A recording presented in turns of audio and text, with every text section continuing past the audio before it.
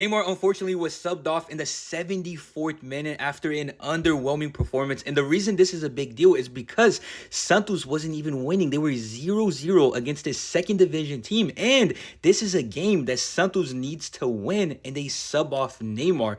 And as you can see, he doesn't look too happy. So right now, every team in Brazil is playing their own state tournament before the Brazilian League starts. And Santos right now is participating in the Campeonato Paulista, which is the state tournament of the state of São Paulo in Brazil. So in the Campeonato Paulista, there's 4 groups of 4. And for you to qualify for the knockout rounds, the quarterfinals, you have to get top 2 in your group. Now, what makes this tournament unique is that teams don't actually play the teams inside their own group.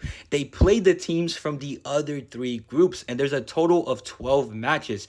As you can see, Santos has played 8 matches so far. There's only 4 matches left, and they're currently sitting outside of the top 2, which means they won't qualify for the quarterfinals of the Campeonato Paulista. If Neymar's team doesn't even qualify for the quarterfinals of the Campeonato Paulista, that would be a huge letdown. Also, Neymar's performance today, unfortunately, was a letdown, and there's a couple reasons for why. Number one, Neymar's team is actually not good enough, in my opinion. They just came back from the second division. They're doing their best to sign quality players, but so far, it's just not enough. Another problem with this team is that Neymar isn't the only player who doesn't run. Obviously, Neymar doesn't help out with defense, but the problem is their striker Chiquinho also doesn't run back. And sometimes I've noticed that their wingers don't really want to run back the way they have to run back. So then you have at least 2 players who don't want to run back, and sometimes 3 or 4 players who don't want to run back and help out with the defense. Obviously, this is not going to work out in the Brazilian League. Everybody on that team needs to run